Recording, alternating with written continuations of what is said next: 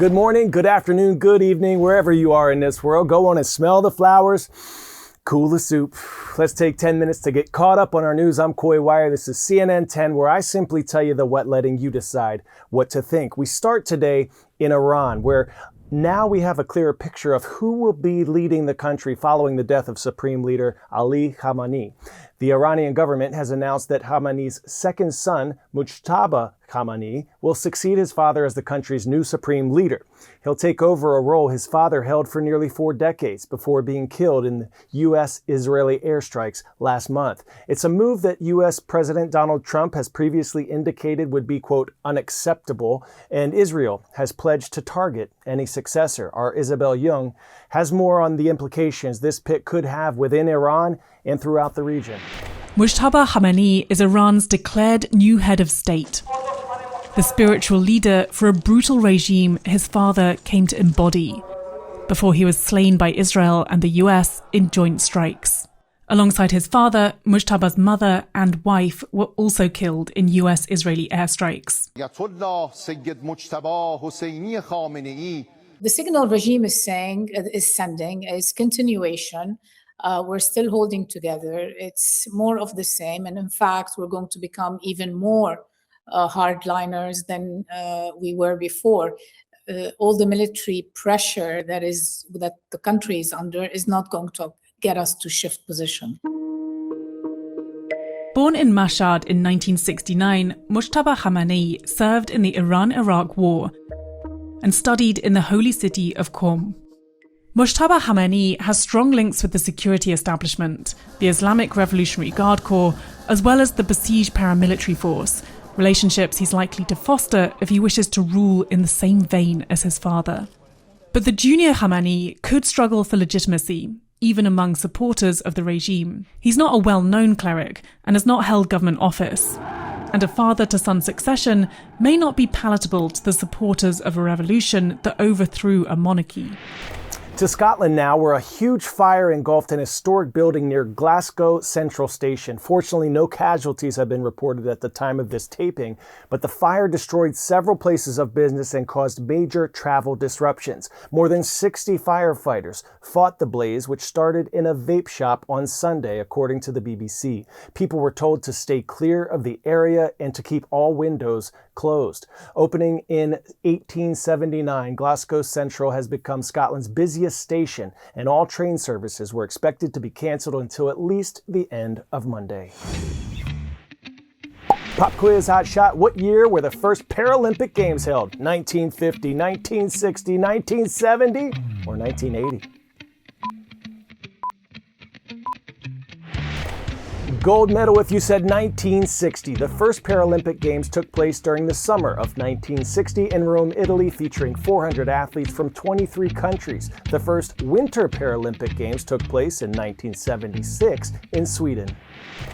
Now to a story about inspiration and motivation from the world of sports. At the 2026 Paralympic Games in Italy, Team USA's Oksana Masters has done it again, and by it, I mean gold, winning the women's sitting sprint para biathlon. Oksana now has 20 Paralympic medals overall, 10 of them gold. The 8-time Paralympian has become legendary in both the Winter and Summer Games. She was born in Ukraine with her hands, feet, and legs not properly formed due to radiation poisoning from the Chernobyl nuclear reactor incident. Abandoned by her parents, she spent 7 years in an orphanage where she would have to sneak out to find food because of the neglect and abuse she faced. She was adopted by an American professor, Miss Gay Masters, moved to the U.S., and over the course of 7 years would have both of her legs amputated. But nothing stopped her from dreaming big. Not even a surgery, a bone infection, and a concussion leading into these Paralympic Games in Italy. At 36 years old, Oksana is the most decorated American Paralympian of all time. I had the chance to catch up with her to hear her incredible story and find out what motivates her to reach new heights. Oh my gosh, it was amazing to be able to bring home the first gold. I didn't think I was going to bring home any gold. So for it to be the first one for Team USA was just, doesn't even feel real. It's funny to hear you say, I didn't think I was going to win any medals at these games. In the lead up, you had to battle surgery, a bone infection, a concussion. Do you ever just say to yourself, why me? I think the human in me, definitely there's moments of it, but I don't live in like the why me. I think it's just more like, especially as, sometimes you're just dealt with a certain deck of cards, and you just got to play them how they are. And I think not why me, but I think just another opportunity to show and learn something about myself, how strong I am, how resilient humans are, and just power through. Yeah, and I know you've talked a lot about this in your book, and I can't wait to have people get into that. But when you talk about your upbringing and how tough your childhood was, all that you've been through, what is one story you can share with us? And how did that tough time end up shaping you into the strong woman that you are today? I was told when I was having my legs amputated, I would never walk again. I'll never be an athlete, and didn't know any of this was possible for me.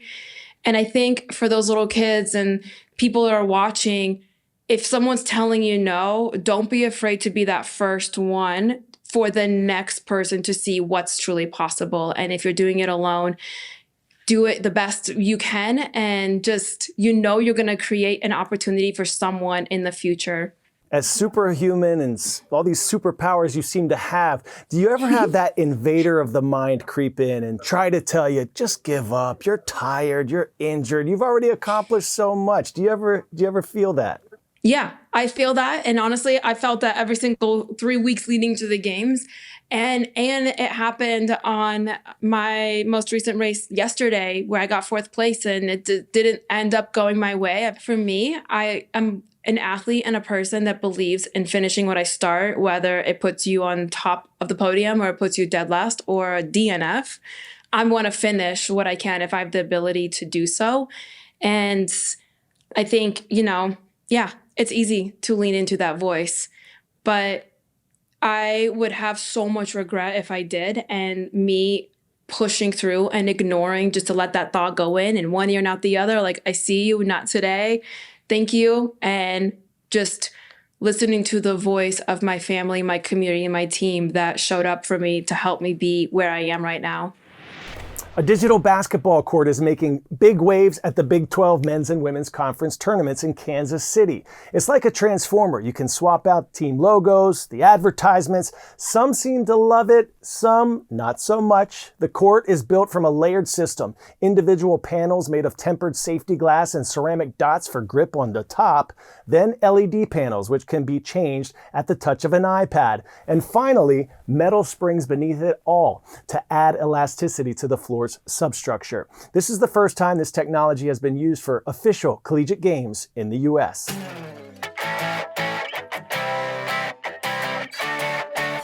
Today's story getting a 10 out of 10, you. As we do on the 10th of every month, we're going to highlight some of our viewers' top moments of the year so far. Let's start in Owensboro, Kentucky, with a team giving us something to cheer about.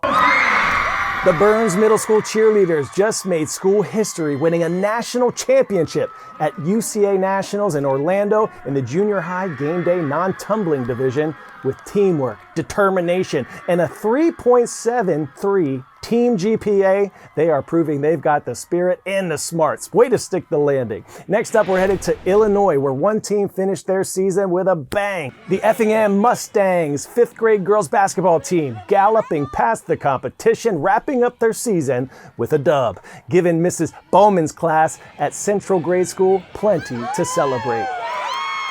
Let's head over now to Kansas, where one Roman Peterson, a student from Miss Ferguson's class at Quail Run Elementary in Lawrence, Kansas, got the chance to fly a plane on January 10th. Pretty fitting for one of our CNN 10 family members. Roman says he hopes to become a pilot or maybe a football player someday. And after getting behind the controls, looks like he is already soaring towards his goals. In more aviation celebration, Jack Crosby of Lakewood Ranch High School in Bradenton, Florida, just earned acceptance into the United States Air Force Academy. His sibling, who goes to Dr. Mona Jane Middle School, wrote in to share the news because for the family, getting into the academy is a huge honor. And after all the hard work and dedication, Jack's future is reaching new heights. Lots of big dreams and big inspiration from our friends all across the country. If you have a moment worth celebrating, remember to keep sharing it with us, and it might show up in a future episode. All right, tomorrow is Your Word Wednesday, so submit those vocabulary words to our latest post on Instagram at CNN10 or at KoiWire, and we will choose a winner to work into tomorrow's show. Bring it. Have an awesome day, everyone. I'm KoiWire, and we are CNN10.